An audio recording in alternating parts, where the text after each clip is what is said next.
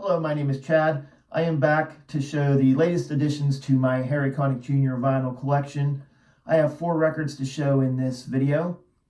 The first 2 records I'm going to show, I was very excited to add to my collection.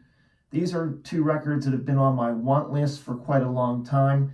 It was just a matter of finding the right copies for my collection.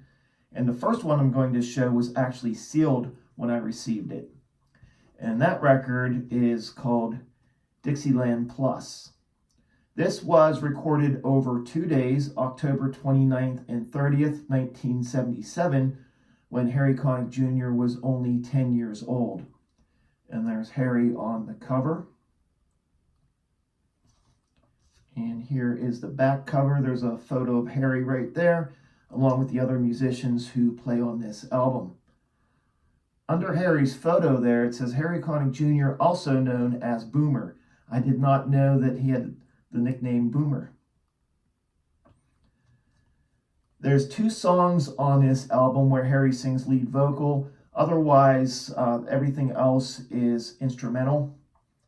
The first song on here where he sings is the second song on the album, St. James Infirmary. There's a song on here called Boomer's Boogie. Basin Street Blues is on here, which is a song that he would include on his 1988 album, 20. Then the second song where he sings is the last song on the album, When the Saints Go Marching In.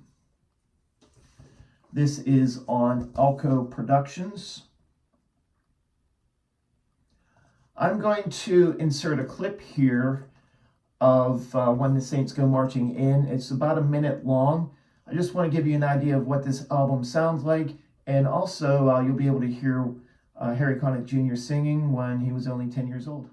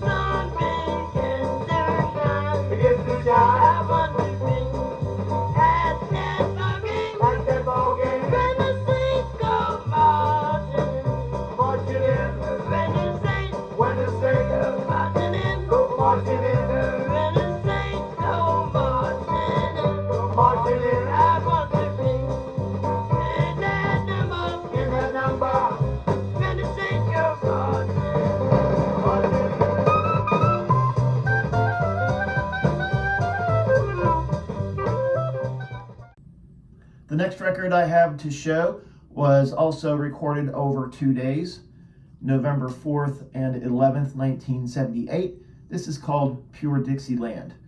Harry Connick Jr. was 11 years old when this album was recorded, and there's Harry on the cover. Here's the back cover. There's 1 song on this album where Harry sings lead vocal, and that is the track Dr. Jazz. Other than that, everything else is instrumental.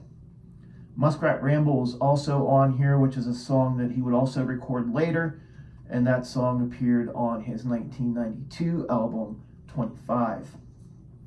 This is on the Studio A label, which it says right there at the top of the jacket, Studio A, but it doesn't make any mention of that on the label. So here's the label for this album. This album would later be re-released by Columbia Records under a different title. That was in 1992 after Harry had already become a successful solo artist, and this album was released as Harry Connick Jr. 11. Up next is an album that I just mentioned. This is Harry Connick Jr.'s 1992 album, 25. This is a South Korean pressing. I bought this from a seller in New York City. You just don't find Harry Connick Jr. South Korean pressings for sale within the United States. So you can imagine my surprise and excitement whenever I found this copy come up for sale. I jumped on it, and it is in beautiful condition, near mint condition. There's the back cover. The record comes in this plastic bag. There's the label. The other side of the bag has what appears to be Korean writing along with the Columbia logo. It also comes with this insert. This side is written in Korean. And then the other side is the liner notes that come with all versions of this album, and that is written in English. I want to go back to the back cover of this album for a moment and show the track listing. If you're familiar with this album, take a look and see if you can tell what is missing from the track listing. There's one song that was not included on the South Korean pressing. I'm not sure why it was left off, but that's the song on the Atchison, Topeka, and the Santa Fe, which on all other versions of this album ends the album. It's the last track. But on this South Korean pressing, the last song is This Time the Dream's on Me. And I pulled out my copy that was pressed in Spain. And you can see on this copy here, This Time the Dream's on Me is the second to last song. And then it ends with On the Atchison, Topeka, and the Santa Fe. And even if you compare these, there's a noticeable difference in the color. And the last record I have to show in this video is a 7-inch single from 1990. It's a UK pressing. This is Recipe for Love. And this is from Harry Connick Jr.'s 1990 album, We Are in Love. The B-side is A Nightingale Sang in Berkeley Square, which I think is a really great choice for a B-side. I love that song. And here is the label. It is on the CBS label.